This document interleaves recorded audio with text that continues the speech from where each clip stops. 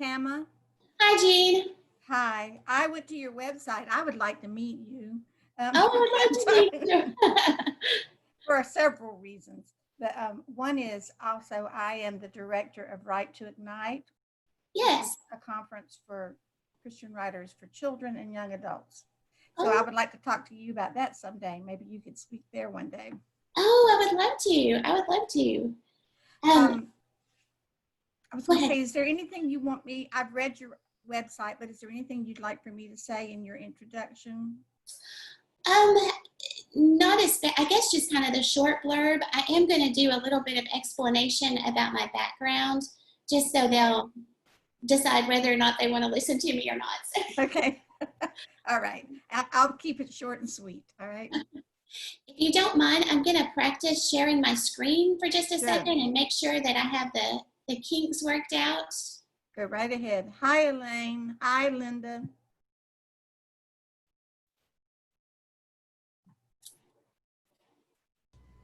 All right. Seems to be working. Oh, great. You got it.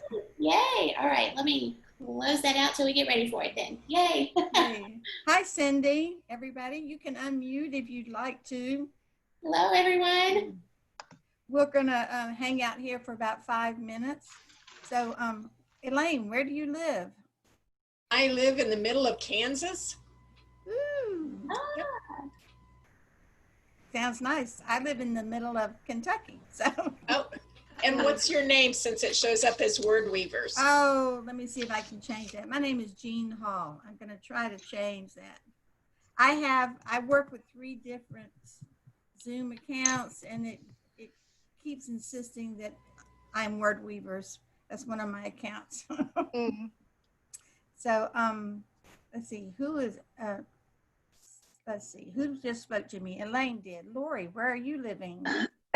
I live in Texas, and I'm excited to be here. So well, great. We're excited to have you. And Cindy, where do you live? I live in St. Joseph, Missouri. Wow, we're scattered everywhere, aren't we? Lori, what part of Texas, Lori? I'm in the Dallas-Fort Worth area. I actually live in a place called Hurst, and that's kind of equidistance between the 2 cities. So I go to Dallas a lot. Okay, I have Are 2 you daughters. familiar? I have 2 daughters who live around Austin. Oh, that's not too far from me. Yeah, that's just down the road. Yeah. It's a nice city. It is. I'm going to be going there in a couple of weeks. Oh, good. Have fun. Yeah. Thanks. Hi, Andy. Hey, how are y'all doing this morning? I'm fine. And where do you live? In Mississippi, just south of Memphis. Oh, goodness. Yes, every one of us is from, well, yeah, we're all from different Gonna states, say I was listening. We're from all over. Well, that's There's good. Andy Lehman. Well, hey, Tracy Crump. Somebody else from North Where's Mississippi. Tracy? I don't see Tracy. You don't see me? Oh, wait a minute. Yeah, I need she's my at the little bottom. arrow thingy. Let's change my view here. Oh, from gallery to, yeah, there we go. So, hi, Tracy. How are you? I'm okay, Jean. How are you? Are you doing this one?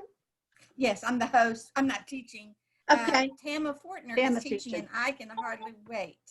So, hi, Lori. How are you? Is it Doman? You're muted.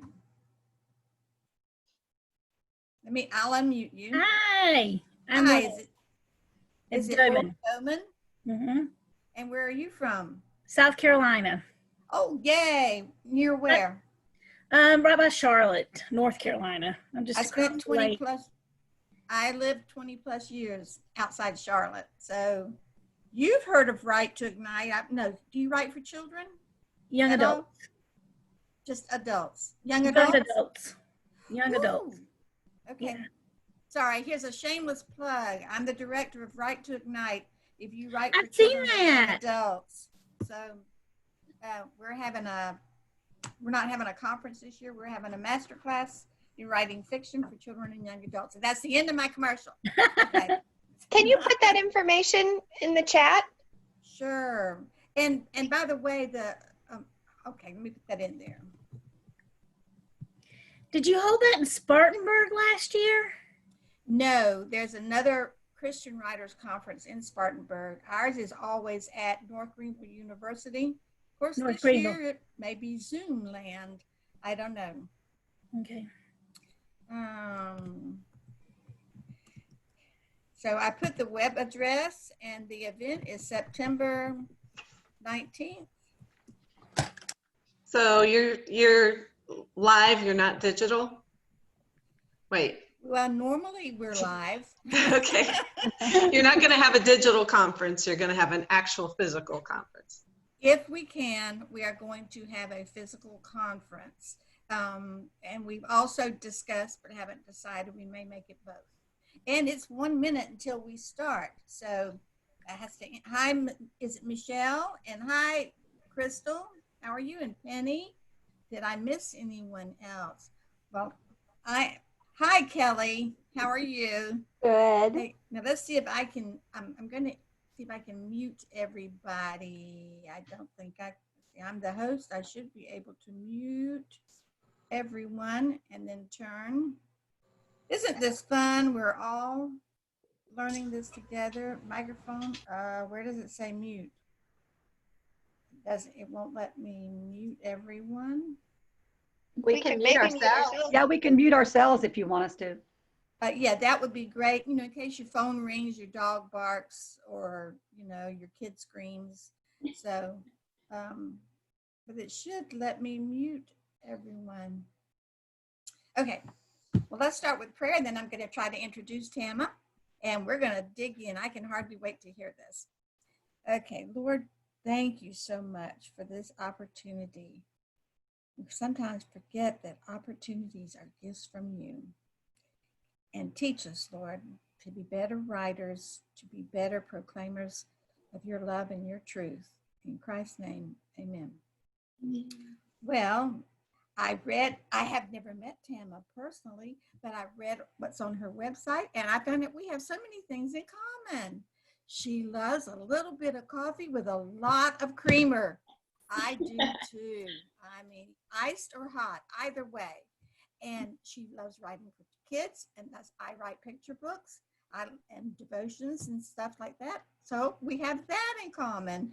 And there was one more thing. I can't remember now, but shoot. Oh, I know, it was falling in love with Joe in Little Women at an early age, and just being there with her angst, you know, and just wanting to be just like Joe. So I don't know what spurred you on to start to write, but even as a child, there was that little itch inside of me to write things, but it didn't burst out until I was an adult. And Tama has written many children's books, lots of devotionals for children and young adults, and she's a ghostwriter, which means she gets paid to put someone else's thoughts on paper, right? Or someone else's experiences. So everybody, please, since I can't figure out how to do it, please mute yourself. I'm going to mute myself. And Tama, I will let you know when you've got about 5 minutes left. All righty? Sounds good. Can everyone hear me okay? All right. Find the mute button. All right. Well, I want to thank you for joining me for this class today. My goal is to give you an overview of writing Christian nonfiction for children. I'm going to confess, this is my first time teaching at a conference and my first time teaching with Zoom, so I'm a little nervous. If I talk too fast, forgive me. If I botch my technology, forgive me. We'll all get through this together. So the first thing I wanted to do is give you a little bit of background about who I am. And you can decide, and let me share my screen. Here goes the first technology test. Share, all right, yay, it works. The first thing I wanted to do is, well, all right. Okay, yay. Is tell you a little bit about myself. I am the best-selling children's author you've probably never heard of. That is because most of my books have been either work for hire or ghostwriting. And if those terms sound completely foreign to you, I'm actually doing a class on those later this afternoon, so I hope you'll check that out either this afternoon or in the recordings. But before we really dive in, I want to let you, I've been in the publishing industry for about 25 years now. I started out as an editor at a small children's press and then later moved to Tommy Nelson as an editor of children's and gift book. That is the children's division of Thomas Nelson. So went freelance about 20 years ago. I've been doing that ever since so that I could stay home with my kiddos.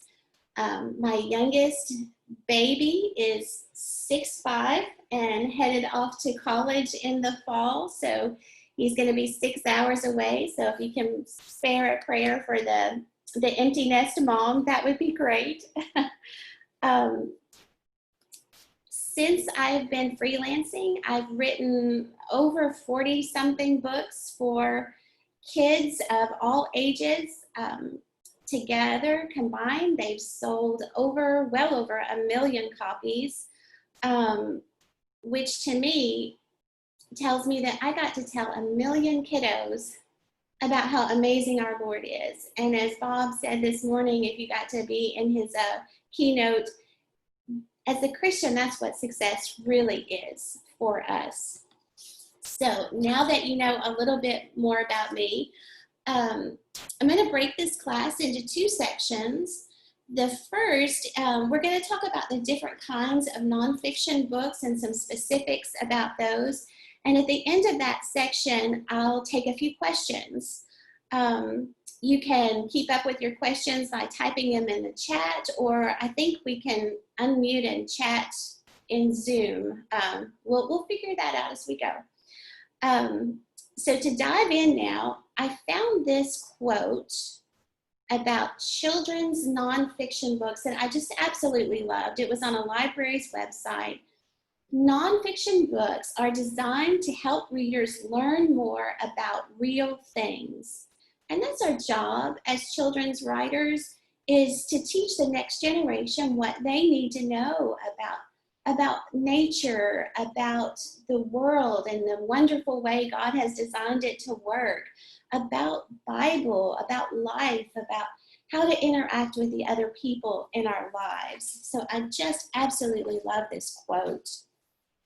When it comes to nonfiction books, they are a lot more varied for children than you might realize. There's a much bigger range that term encompasses. Don't worry about writing all this down. Your handout for the class, all this is on here. So don't worry about having to write it down. One note, the word counts that you see here are rough estimates. It will vary widely depending upon your topic, upon your publisher, and upon depending whether or not the day ends in Y. It just can be kind of all over the map. I will tell you that the current trend for the younger ages, those board books, concept books, picture books, is toward that lower end. The fewer words, the better seems to be the trend right now. So let's dive in and talk about these just a little bit. You may already know these, but wouldn't hurt to go over them. You're going to start out at the board book end of the range. Those are the books that are made out of that sturdy cardboard. They're primarily for babies, toddlers, even up into the preschool ages is where those fall. Your concept books are going to be your ABCs, your 1, 2, 3s, any lessons that you want to teach. A lot of times they're also board books, just because those topics tend to fall for that younger age that needs that sturdier page. Picture books can be anywhere from 50 to roughly 1,500 words. You're going to have a heavy emphasis on artwork with your picture books. So as you're thinking about your writing, make sure that you're illustrating it in your head. Each scene needs to be illustratable. I'm not sure if that's a word, but it should be. Picture books, when you're kind of laying them out, are usually 32 pages, but they can drop down to 24 or go up to 40 or 48. They're usually pretty much almost always in multiples of 8 because that's the way the printers work. Next up, we have devotionals. Those are going to be probably 100 to 400 words per devotion, and it's going to vary with your age. You know, you're going to have the lower word count for your younger age groups. Early readers, that's 250 to 3,000 words. These are the, as they seems to suggest, is for the kids just starting to read, roughly ages 5 to 7. Chapter books, 4 to 10,000 words. This is going to be your elementary age readers, targeting about age 6 to 9. Middle grade readers, you're going from 25,000 to 40,000 words. This is your teen and tween, getting ahead of myself. These are your older readers, your middle school readers, about ages 8 to 12. And then your young adult, that's your teen and tween readers, anywhere from 50 to 100,000 words. You can see that varies hugely depending on the topic and what age range in that you're targeting. Some of those books can even go up into the early 20s, depending on their topic. These last few categories, your chapter books, middle grade readers, and especially your young adults, that's going to be for nonfiction.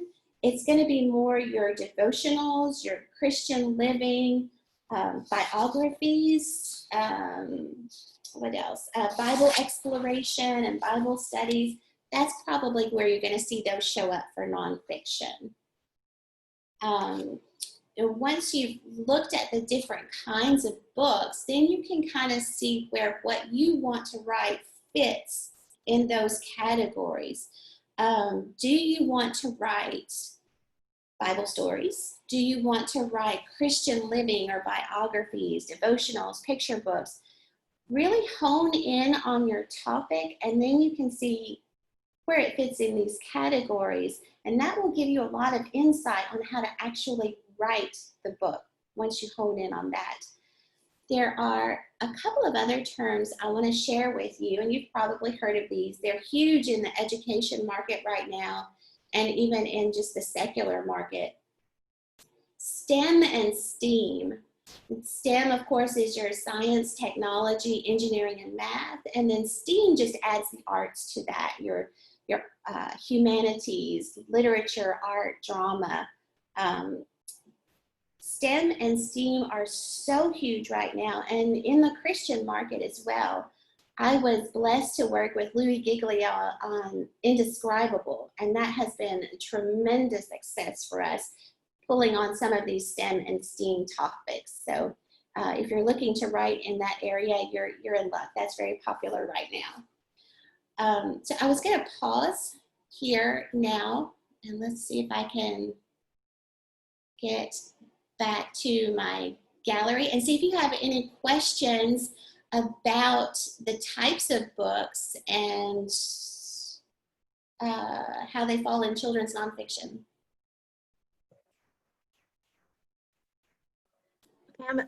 I've edited for a writer who writes biographies Yes. for probably upper middle grade ages. Are those popular right now? Is that a good selling type of book? You know, that is one of the areas that I have not written in. I can tell you that I don't see them pop up on the bestseller lists. I think they are more popular in the education market, more so than the Christian market. But I do see them pop up a lot in the education market list. So I would say yes, in certain markets. Okay. Thank you. Yeah, publishers like Becca Books and Bob Jones Press and Journey Forth do a lot of biographies of Christians. Okay. I have two questions. One from what you just said, Jean. Do Bob Jones and Rebecca, do they take queries for writing and things like that, or do they have in-house writers? It depends. Like I know at Journey Forth, For picture books, they use only in-house. But Okay. for mid-grades and for readers and for YA, they do have guidelines on their website and take submissions and queries. Okay. And then my question for Tama would be, if a devotional for young children, how many would you suggest in a book? How many actual devotions? Mm-hmm. 100 seems to be a really popular number. Okay. I did do one for Max Lucado that had 365, but I think that's the exception more than the rule. Okay. You just want to keep that word count and concept level down for younger readers. Mm-hmm. Okay. I don't know if you noticed this, but there's a way to raise your hand in the participant thing. That might be helpful to you. A tool to use, you can click on raise your hand.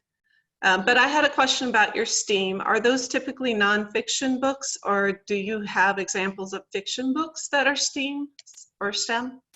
I have not written fiction books that are STEM or STEAM. I know people who do. Especially I've seen it in picture books where they'll incorporate a story and then perhaps some facts in a sidebar or something. You just need to be careful to distinguish what is fact and what is fiction, I think, in those books. But I have seen it done. Anyone else have a question? I have a question. Yeah, Sorry. go ahead. Whenever you're writing Bible stories, how much creative license do you feel comfortable with putting into it? Very little. I mean, the first thing I do, especially when writing Bible stories, really writing anything, is pray. I think that's essential. I read the stories very carefully. I do some research on, the context and the background. So I don't change anything that God has said. I don't change any events or anything. I'm very uncomfortable with that. Now, I'm trying to think of a book I wrote about Mary Magdalene walking up to the tomb on resurrection morning. And so I did talk about how she might have felt, how she might have stumbled over the gravel, how, I think we can talk about those kinds of things, but I'm very careful not to change any biblical facts. Does that make sense? Yes, very good answer. Thank you. Yes. Oh. I wanted to ask, like I've self-published a children's book Yes. in 2013. Is there a way to recycle that or?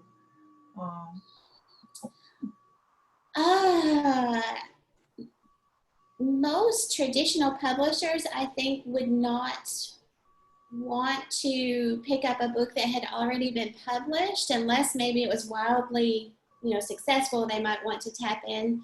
But I think, and I've not ever self-published, so I'm not an expert on this at all, but I think there are ways to reintroduce a self-published book. And I would check out some of the indie author forums, like on Facebook, or some of the other writers groups that could help you more with that, kind of reintroducing it. Okay, thank you. In this world, no book is ever dead with this digital technology we have now. So, Eugenia, I think. Hi. Oh, yeah. Can you hear me? Yes.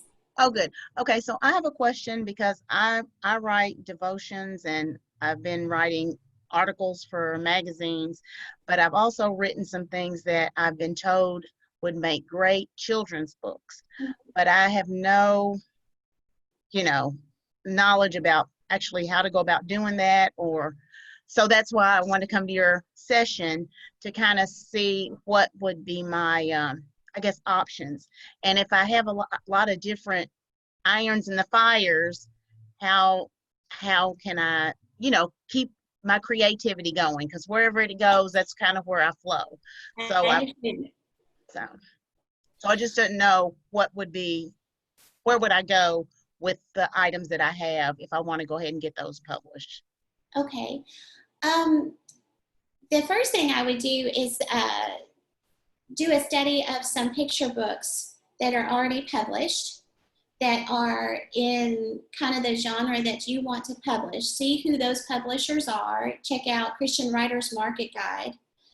See who will take submissions. See who requires an agent. But looking at those books will also help you figure out your pagination and how illustrations interweave with your text. The other thing I would recommend is hooking up with some children's writers groups. I do not know of one that's specifically Christian. Jean, you may know of one in your organizations. SCBWI, Society of Children's Book Writers and Illustrators, has some really helpful information about getting started in picture books. I will tell you, they are not a Christian organization. You're going to find some stuff over there that you do not agree with as Christians. I use what I call the grocery store approach.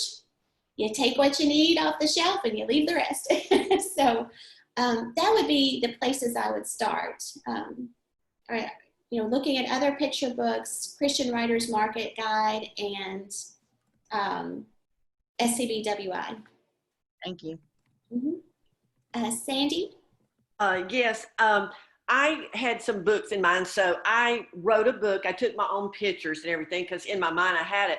So I just kind of sent it off to a publisher just to see what they would say. Well, they accepted it. Oh, wonderful. The problem is they charge $3,400. Oh, no. Okay. But they do it all. I mean, they have the editing, they do everything. They put it on Amazon, they give you the number, everything. And $3,400, and I've heard that some people who do try to self-publish can run close to that when you're trying to do it all. You have to have an editor and you have to have all this. So I just wanted your opinion. Again, I have never self-published. I don't know what those charges are.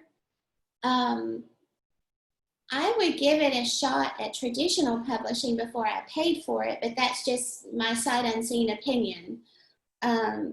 And again, I would check out some of those resources that I talked about with Eugenia, the Christian Writers Market Guide, the SCBWI, and also there's a couple of forums on Facebook that I've seen. I don't know a lot about them, but that are for indie published writers. I would check with them, and they can give you better feedback than I could, but I haven't ever paid for it, so I don't know. That sounds like a lot to me. Jean. Can I inject a couple of things? Yes. I did put the names of those organizations in the chat, Okay. and $3,400 sounds about right for what's called co-publishing. However, I would not recommend you do that unless you have a built-in audience. Do you speak to parents groups? Well, I've been in ministry. Yeah, I'm sorry. I've been in ministry about 30 years. I just retired last Thursday. But so I have a lot of friends at churches that I've been. So yes, I feel like I have a built-in already. So if you feel that you have a built-in audience where you can go to these churches, speak about something for parents or speak about something to do with children's ministry and sell your books, then you could consider that. But I would look at several what's called co-publishers, because there are hundreds of them, and compare the prices. But $3,400 sounds about what's in line. But I would just caution you, because you don't want to wind up with 2,000 books in your garage. You know, you want to sell them. Yeah. And Tama, I think we probably need to move on, or you're going to run out of time. Sorry. I'm going to try to mute everyone. Give me a second here. Somebody gave me instructions. Okay, computer, come on. I don't know if it's my laptop or if it's Zoom. Okay, everybody mute yourself while I try to figure this out, please. We will have another Q&A at the end as we have time, but we'll go ahead and move on to the second half. I hear so many people say, oh, I've always wanted to write a children's book because they think it will be easy. There's not as many words, and so they can zip it out, right? I even heard one gentleman at a conference say, oh, I'm going to switch to writing children's books because they're so short and easy. I can write one every couple of weeks and get those published and really raise in the dough that way. Yeah, no, it doesn't work that way. There is a quote I found from Mem Fox that I absolutely love. It says, writing a picture book is like writing War and Peace in haiku. And it's the truth. In my book, Easter is Coming, I was asked by the publisher to write the story of Easter, the entire story of Easter, beginning at God's plan at creation, all the way through the prophets, the birth, the life and death of Jesus, on to the resurrection, in 450 words, a 12 spread picture book. Yeah, so it is. It's like writing War and Peace in haiku. The fact is, all those things that make adult books so wonderful, like story arcs and solid content and just plain old good writing, those are the same things that are needed to make wonderful children's books. And yes, nonfiction books and Bible stories too. They all need to have those same components of good writing. So what I want to do is look at some of those components of good writing.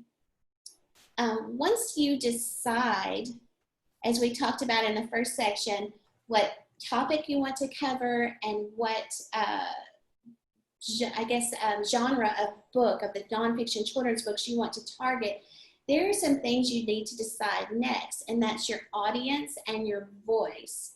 Who are you writing to, and how should you say it? The first thing you have to do is know your audience. This is all about kids. This is all about kids. And if you don't have children in your life in the age group that you are writing to, I highly recommend that you find a way to interact with them on a consistent basis. It's teaching at church. It's volunteering in the schools and the libraries. You'll be doing a great service, and you'll be getting some insights into how these kiddos think, because it's not like you and me. The other thing is, you want to observe kids in their natural habitat. It sounds like we're studying little animals, but we want to observe them when they're interacting with each other, and not just with you or with grown-ups, because they're going to be different with mom or grandma or grandpa or dad than they're going to be with their own peers. And so we want to see how they interact with each other, how they interact with books on their own. The next tip I would have is for you to read in your genre. I cannot stress this enough. You especially want to read what's selling best. Look at what it is about those books that's making them sell, that's making the parents pick them up off the shelves, that's making the kids pick them up again and again and hand it to their parents, grandparents, teachers. Read it again, please. What is it about those books that's doing that? Talk to your local librarians. They can tell you what's flying off the shelves. Browse the bookstores. I so miss the Christian bookstores. We do not have one close to me anymore because you can just simply sit and browse through them and see what's there. If you have one close to you, I would advise you to check the end caps, those spaces on the ends of bookshelves. That's where your big sellers are. Check and see what they're putting face out. And by that, I mean the cover is showing. Those are going to be books that are selling better. See what's making them sell better. The books that are spined, only the spine is showing. This is not good. This is invisible almost to your buyer. But see what is getting face out and what is getting spined. And don't just limit yourself to Christian bookstores. We do have a Barnes & Noble close by. They have a fabulous children's section. And so check out what's selling in the secular genres as well. Those same elements of art and writing and story, not necessarily topic, but art and writing and story are going to appeal to that age group Christian and non-Christian. The other suggestion I would have is to check out the bestseller lists. On your class handout, there's a resources page. I've given you a link to the ECPA, that's the Evangelical Christian Publishers Association, their bestseller list.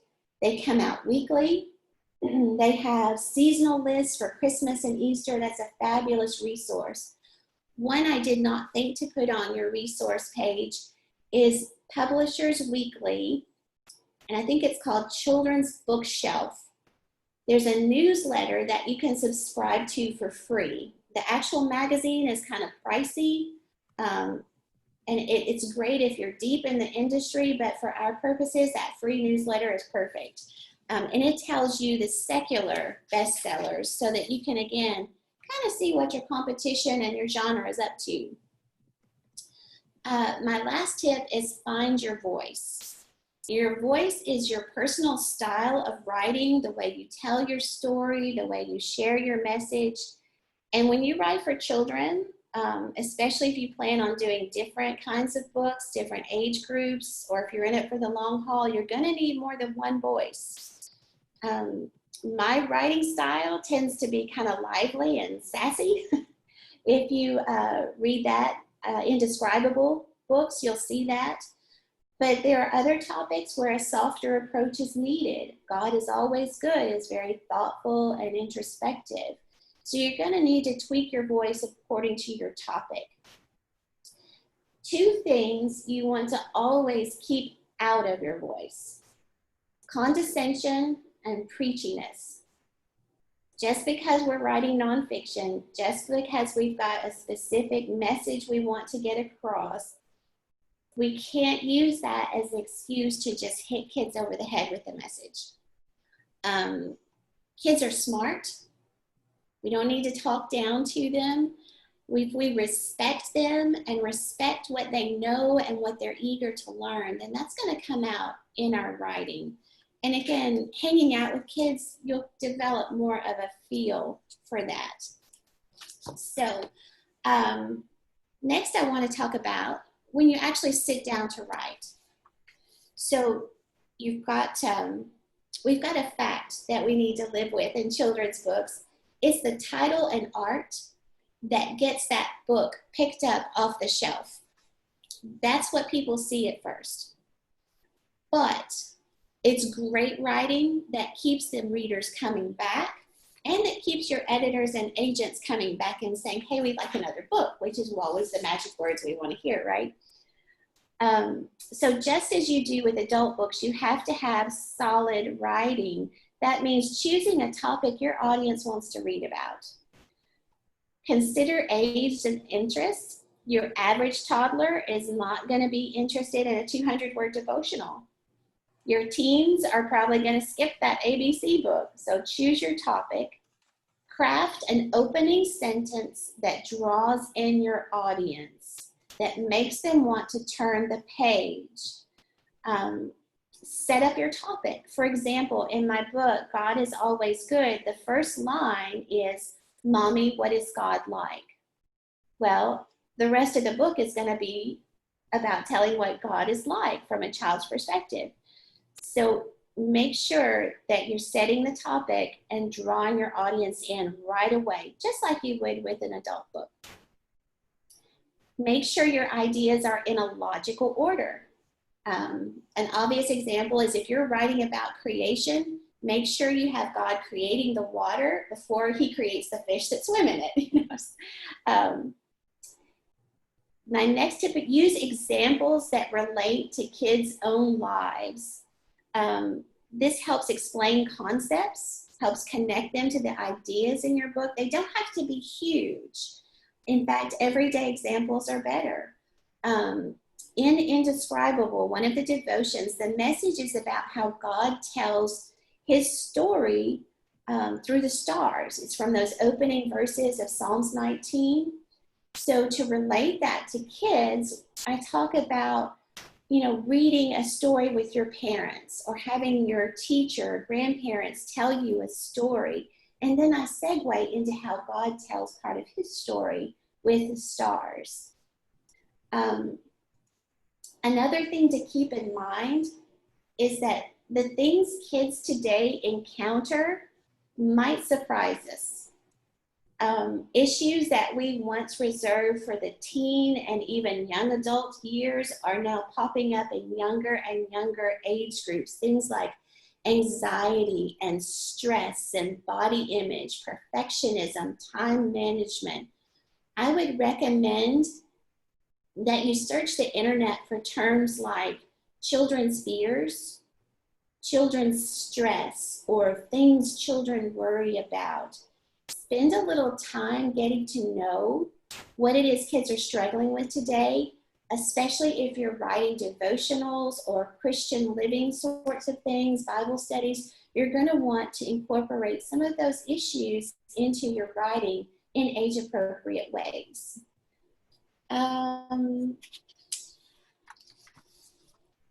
I would also, for devotionals and Christian living, I would suggest that you offer ways for kids to incorporate those principles into their own lives that you're trying to relate. If you're talking about kindness, give them concrete examples of how to be kind, for example. And the last tip on this is to make sure that you explain your terms. You know, if you're writing a science or a Bible study and you talk about a specific term, make sure you explain what that is. And specifically, I would try to be careful with what I call churchese. Those words and phrases that we who have grown up in the church or have been Christians for a long time just kind of spout out and don't really think about, but it's just kind of crazy sounding to a kid. Things like walk with Jesus. To a literal minded child, that is impossible. They can't see Jesus, how they walk with Jesus. So be careful with those terms. It's not that we can't use them.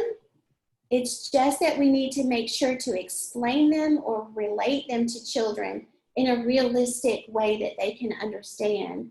And not just because they're children, but also those who are not Christians. We want to make sure that we're not alienating them from information about Jesus because we've used too many churchese words. So just be careful with those and be sure to explain them. So when it comes to words, we got a whole lot to choose from, right? So which words do we choose? As children's writers, we need to make sure we are using words appropriate for our audience. There's on your resource sheet, there's a fabulous book that I use a lot. Let's see if I can find it in my stack here. It's called the Children's Writer's Word Book, and this is probably going to show up backwards in your video. Yes, Jean has it too. It's a nice purple book. It's not that much. You can get it off of Amazon. But it's a fabulous resource because it gives you an idea of when specific words enter into a child's vocabulary. Now, do you have to use only the words listed in your audience's age range? Absolutely not. We want to encourage kids to learn new words. We just want to make sure we're not throwing too many at them all at once. On the flip side, we also want to be careful we're not talking down to kids. You would be surprised, I'm surprised, at some of the words that are in a second grader's word list. It's not what our second grade lists were. Another great place to try is Googling your state's education standards. Not only will you find some vocabulary lists, but you'll also find the grades at which certain concepts are taught. So especially if you're looking at STEM and STEAM, you'll find out when they talk about space, when they talk about, the water cycle, and that will give you some guidance on targeting your age range and your topic. One other thing I'd like to cover about writing for kids is the way they think and how it changes. They can be so literal and so concrete in their thinking. If you say to a child, toddler, preschooler age, oh, I've got a frog in my throat, they're going to say, open up, I want to see it. They're going to be looking for that frog. And the more you hang out with kids and the more you read in your genre, you're going to understand some of those developmental stages. They also, up until really about age 11 or so, are very concrete thinkers. The abstract terms are a little harder for them to grasp, like kindness, like humility. You're going to want to give specific examples of what that looks like in their lives. Another example is when you talk about heaven. I mean, sometimes that's even tough for me to grasp because it's not tangible. But to make it real to a child, you might say something like, you'll never need another Band-Aid again because nobody gets hurt in heaven. So we want to encourage them to grow by introducing abstract terms, but you want to do that in a way that helps them link it to their lives in ways they can understand. Googling things like theory of cognitive development will lead you to some really good articles that will help you grasp when kids think, or how kids think and how that changes, excuse me, as they grow older. Let's see, next we have rhyming. This is especially for your picture book and board book ranges. To rhyme or not to rhyme? That is the question. A lot of people think that these younger age books need to rhyme. And there are some really fabulous rhyming books out there. There are also some really fabulous non-rhyming books out there. So before you dive into that, you need to ask yourself some questions. And I'm not going to try to teach the rhyming how-to or on this because that's a whole separate class in itself. But ask yourself, is it necessary for it to rhyme? Because when you try to write a story in rhyme or a message in rhyme, it forces you into kind of a box. Sometimes that box is a perfect fit, sometimes it squishes you. So you want to make sure that rhyming is best for your story. If it is not, that doesn't mean you can't have music to your writing. You can use internal rhymes. You can use lyrical writing, near rhymes. In Easter is Coming, I wrote, it was not a rhyming book, but at the end of each spread, it has a repeated statement. They didn't know, but we know Easter is coming. And so that lets kids kind of predict the pattern of the book, similar to the way rhyme might, and also lets them interact with the book. Again, you can make your story sing without rhyme. If you do decide to rhyme, be careful with it. Don't settle for the near rhymes, and don't twist your sentences into a pretzel to make sure that cat ends up rhyming with bat.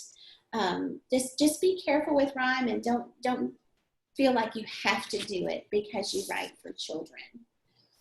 And last but certainly not least, I would encourage you to pray over your writing.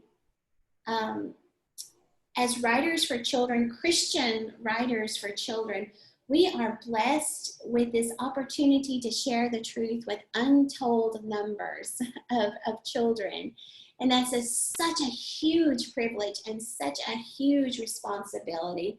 So I would encourage you to ponder your words, to pray over them, to hold them up to the light of His word, and make sure that every word you write, every word you say is a reflection of His glory and His light.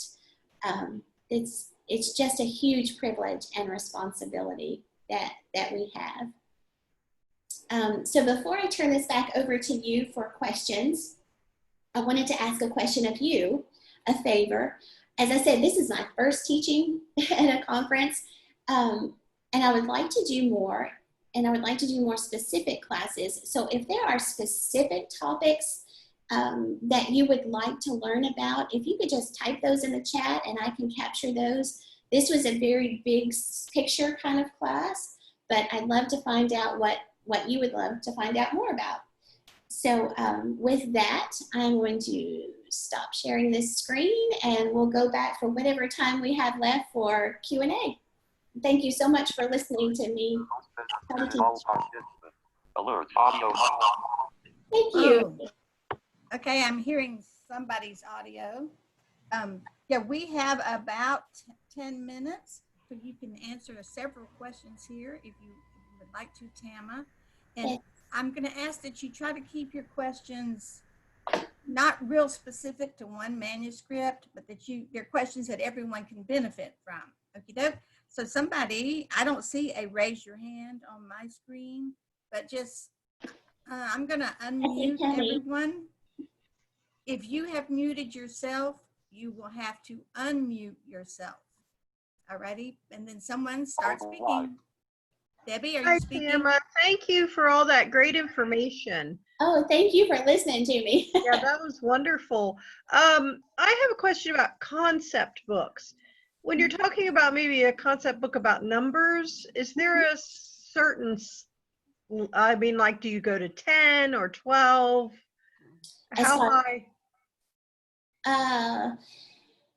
Let's see, 10 is a basic number that I've seen in books.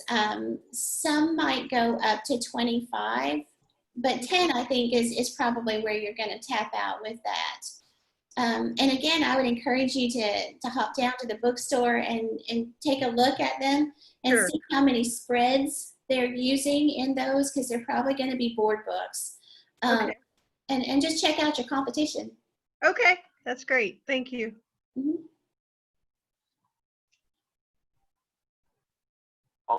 Can you hear me? Debbie? Yes. Hi. If you're on a keyboard, Alt-Y is the hotkeys for raise your hand. Okay. And if anybody needs to know that. And also, I want to ask about illustration. Do you rely then on the publisher to provide the illustrations? How much input do you as the author have with that? Yes, the publisher chooses the illustrator. Now, and this will vary widely with the individual relationship. Because I have worked with so many of these editors for years, because I was an editor, I do help with the art direction. That will be something that you might negotiate in your contract. Okay. But it just kind of varies widely on a project by project basis. Okay. Because the illustration is a key part to the story. And writing, I'm sure for me, the couple little story ideas I've had, I've got some pretty clear pictures in my mind about what that page should look like. So yes, and when you are putting together your proposal, what you can do is you'll write the text that goes on a particular page and do a double bracket. That's kind of an industry standard for comment and not actual content. Just put your illustration idea, mommy and baby are in the bedroom, or, just put your illustration idea right there. Sure. Okay. Thank you. Absolutely.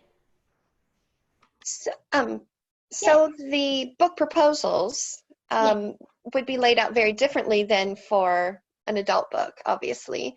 Can you give us some tips or hints for that?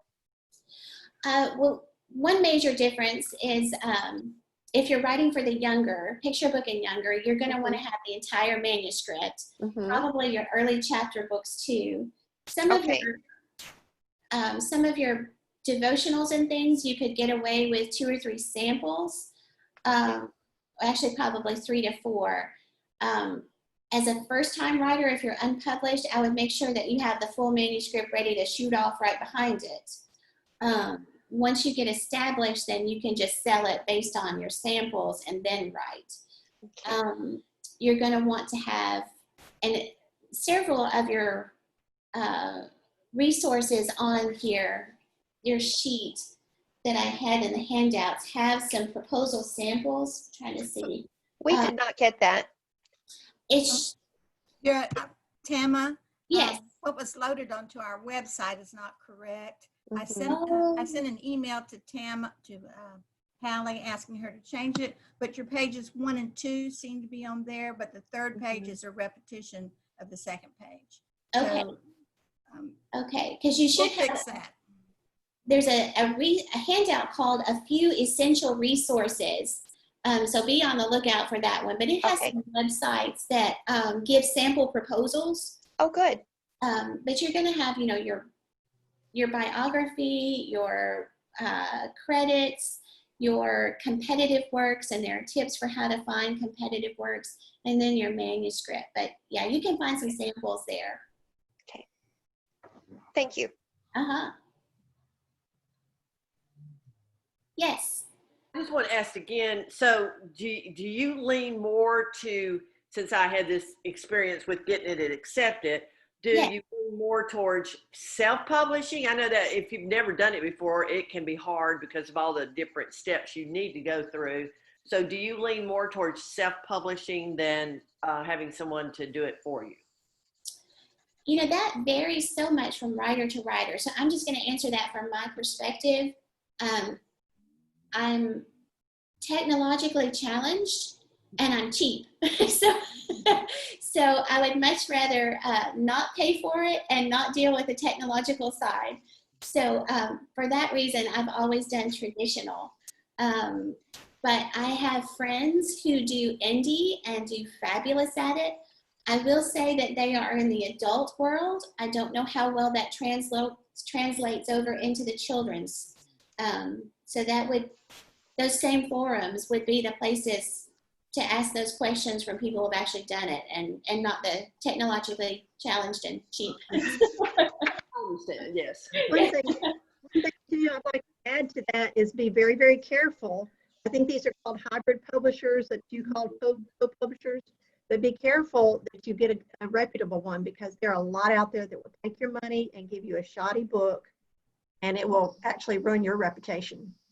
Yeah, I check the background reviews and stuff like that. I always do that. Good. Very good. And maybe even look at samples of stuff they've published previously. Yes. Well, I went with, in self-publishing, I went with Westbow Press, which is the subsidiary of Thomas Nelson. They were good. I had a good experience. Emma, what about a one-page? From Outlook 2013. Elsa? Sorry. What about the one sheets for a children's book? You know, I'm going to be honest again. I have not ever done a one sheet. Okay. I came into this business kind of through the back door as an editor. I do know, however, that some of those websites on that resources page have samples.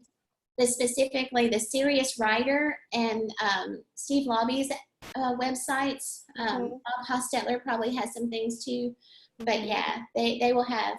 I'm not afraid to admit when I don't know. So, okay, I just wondered how it differed for children. One sheets are normally used when you are going to a conference. That's a very concise bit of information. The editor or agent can look at it and say, or so you don't usually send a one sheet to in the mail or by email.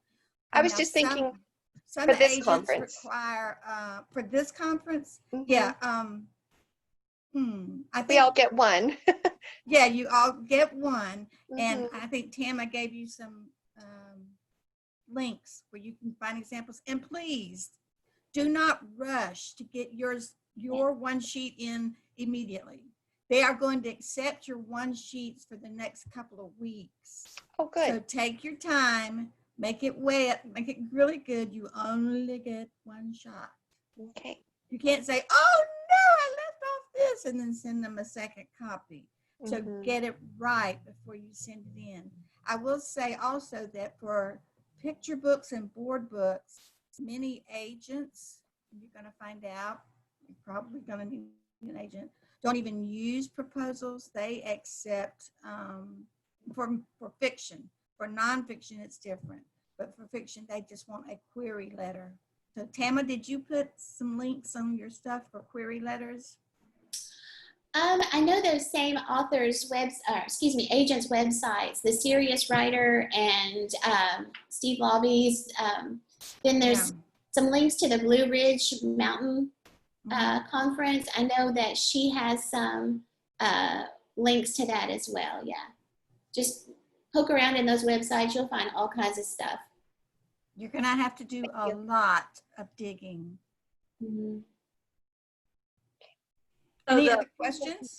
I'm sorry, Jean. Sorry. I was just going to ask, so the people that we're giving the one sheet are people that we do not pay. They accept our book and they publish it and pay us. Correct. Those are called traditional publishers. It takes a great deal of work on your part, my part, to get the submission, you know, worthy of them. But yeah, you pay nothing, they pay you. And then non-traditional publishers are self-publishers, indie publishers, co-publishers. Tracy said some other name, I forget. Anyway, but hybrid publishers. Hybrid publishers, where there's a whole lot of mixtures in there, and you actually put money into the production of the book. And some indie publishers are actually small presses that are traditional publishers. So that's kind of a confusing term. But small presses out there will publish and they're traditional publishers. We have 5 minutes, Tama. So you want to wrap up? Is there anything else you want to say? Any other questions? No. I don't have anything else to say except the God be with you, and I pray that He will use you to shine His light and through your words into this world. Thank you, Tama, very much. And if you can stay on for just a minute, Tama, or is your email on your stuff? I would like to email you about something. Okay, yeah, I'll give you that. All right, thank you. And folks, the recordings will also include the PowerPoint that Tama used, and it will include the chat. So if there's something you want out of the chat, it will be in the recording. All righty? And you can find me on social media either under Tama Fortner or Tama Fortner Books. I try to be easy to find, keep it easy to remember. Would love to have you follow me, and I'll follow you back. All righty. Thank you. Anybody? Bye-bye. Thank you. Bye-bye. Bye. Alert, Tammy.Warren has left the meeting. Alert, Cronin has left the meeting.